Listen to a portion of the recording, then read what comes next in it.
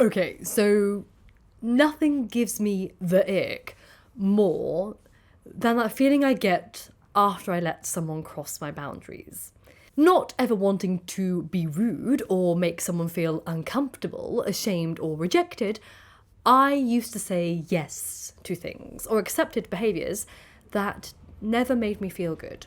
From letting men walk me home after a first date when I really didn't want them to know where I lived and I knew I didn't want to see them again, to answering work calls outside of office hours or agreeing to meet up with friends who competed with me or made me feel bad about myself, to overextending my time and my emotional energy to others and their problems when I didn't have the capacity for it. Many of us, particularly those of us who would identify as people pleasers, learned early on to be accommodating to other people's needs and desires at the expense of our own. We will sacrifice our personal space, our finances, our time, happiness, emotional and mental well-being, and potentially even our physical safety, just to avoid being seen as rude or making someone upset with us, because we learned in an early life event that not being accommodating to our own detriment was potentially unsafe. On top of that, some of us live in cultures where being self-sacrificing and overly generous are admirable qualities in both personal and professional spheres.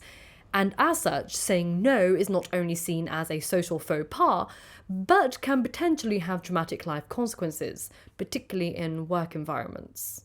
If you're struggling with setting boundaries, laying down expectations, or saying no, this will hopefully put you off the idea of being overly accommodating by highlighting the ugly side of your seemingly harmless kind-heartedness. So, the notion that saying no is rude is a construct established by those who are in power and upheld by manipulative people who benefit from exploiting people's social anxieties and desires to be seen as good. People who are empathetic to others and strive to be helpful, accommodating and loving don't feel comfortable behaving in a way that doesn't reflect their core desire to make others feel seen, heard, accepted and loved. So they will answer their boss's texts or emails at the weekend or evenings, or cancel their own plans to work a shift for another colleague because they felt guilty saying no, they already had plans for that evening. Or they'll smile and nod when someone makes a joke that hurts their feelings, or accept an offer for a second date, or give over their number to someone they didn't want to have their number just because they felt bad or maybe a bit scared about saying no. If any of this sounds familiar, I want you to hear this core message. Whilst these behaviours seem nice and accommodating, the good person in the situation isn't actually being good at all, though they think they are. They're actually being a liar, and lying isn't a kind thing to do. So let me explain this.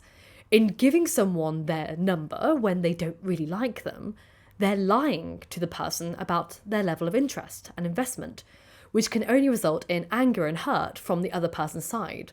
Rejection up front may be painful and embarrassing for the other person, but being led on and let down much later on has more lasting damage and is harder to move on from.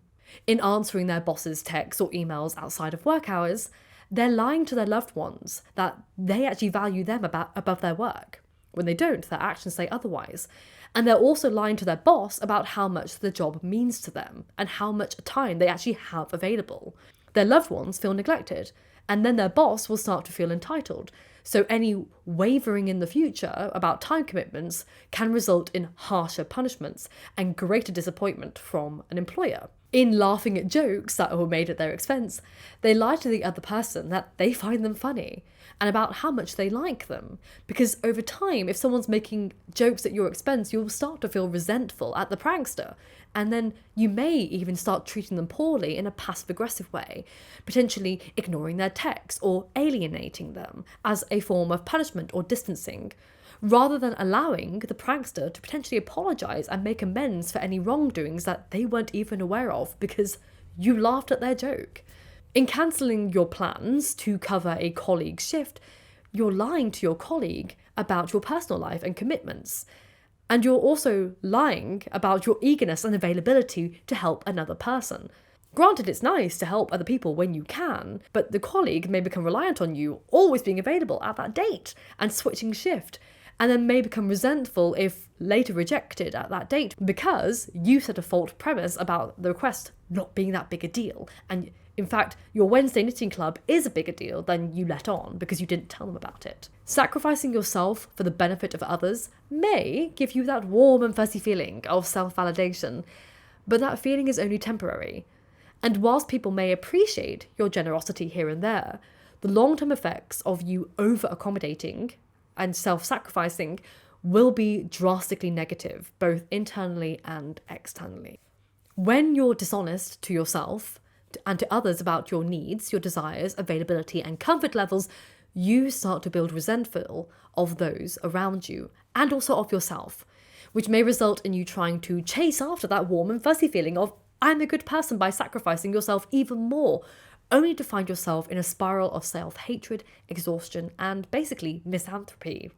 People who don't set boundaries do so out of fear of rebuttal, confrontation, or causing hurt to others. If you're someone who doesn't set boundaries, you do so because you don't want to see the hurt on another person's face when you say no. Or you don't want to have someone call you the bad guy. But when your self-worth is so firmly hooked on external validation of being the good guy, you will do anything and everything to make others see you in a positive light and avoid any potential criticism. But your dishonesty and inauthenticity will cause more damage over time through a slow and painful erosion of yourself and also your relationships. Not setting boundaries and not saying no is a tactic to delay or avoid a negative interaction, but it is not a solution to negativity. Not setting boundaries and never saying no may keep the peace in the moment, but over time, the destruction will be far more severe to both parties and potentially unsalvageable. You can't avoid negativity in life, and you can't avoid letting people down. Saying no does not make you a bad person, and if the other person treats you like the bad guy after you set a boundary, that says more about them and their unkind nature than you. The only people who will ever be offended or hurt by the boundaries you set are those who reap the benefits of you not having any in the first place, from moochers to freeloaders to controlling and demanding bosses, emotionally manipulative friends and family, and entitled customers or colleagues. So you're probably asking, how do I set boundaries without sounding rude? Well, first, assess the obvious. Protecting your time and energy, upholding your needs and wants, and living according to your comforts does not make you selfish. Having boundaries differs from never being accommodating, thoughtful, or helpful, and respecting yourself does not make you less respectful of others.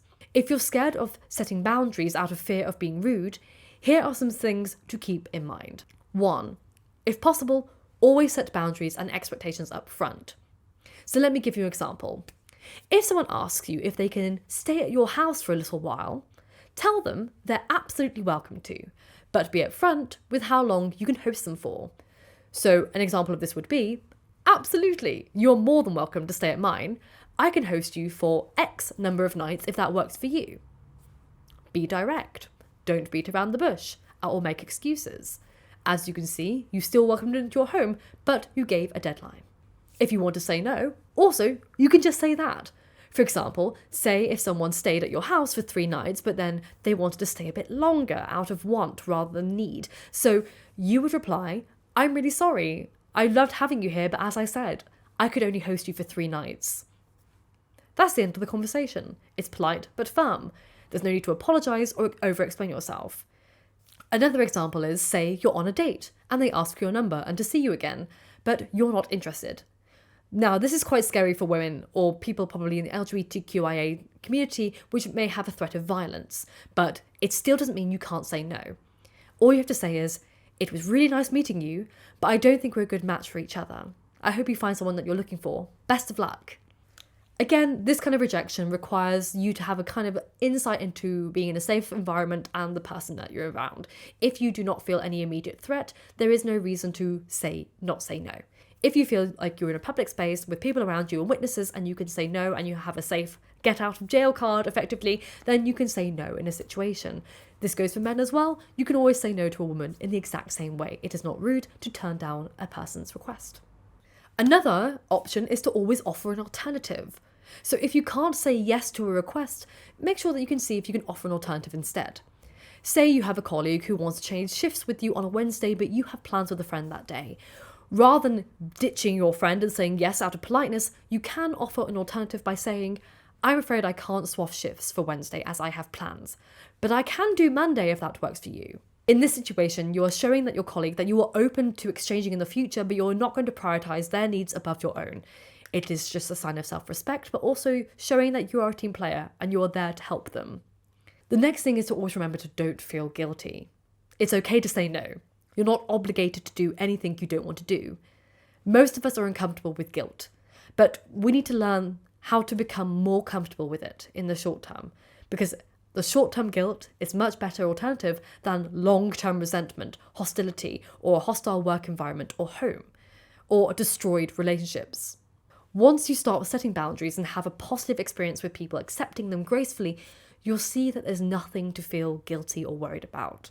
You'll start to recognise the difference between good people who respect your boundaries and manipulative people who have exploited your feelings of guilt and made you fearful of setting boundaries in the first place for their own gain. The final thing to remember is to stand your ground. If someone tries to pressure you into something, stand your ground.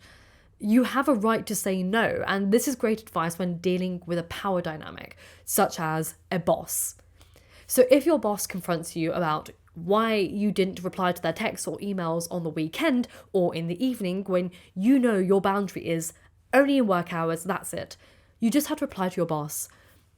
I prioritise my work during paid work hours and I prioritise my family, home, hobbies outside of work hours. I will always reply to any messages as soon as I can within work hours. And that's it. You are showing your boss that you care about them and you will reply to them as soon as possible, but only within paid working hours as per your contract. You are not legally obligated to work outside of work hours. Therefore, if you don't want to, you don't have to, and they have no justification for treating you with hostility if you do not. So my final thoughts on setting boundaries. Saying no can be difficult, but it's important to remember that you are not obligated to do anything you don't want to do, and by saying no, you are not being rude. By setting boundaries, you are protecting your time and your energy, and you're avoiding feeling overwhelmed. And whilst you may be frightened of ruining relationships that you care about by putting boundaries in place or by saying no or expressing your needs and your feelings, you're actually strengthening those that are healthy and losing the relationships that aren't. Remember, people who are kind and thoughtful and considerate will respect your boundaries and won't be offended. And the people who don't and want to take advantage of you will. Those are the people that you need to cut out your life. Boundaries are a great way of letting the trash take out itself, as it were. And there's nothing rude about saying no. It's being honest. And being honest is a virtue. I hope you found this video helpful. Thank you for the requests for setting boundaries down below. Quite a few of you requested this.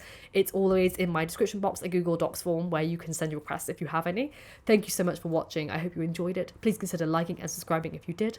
And remember, be happy and healthy, and books save lives. So keep reading.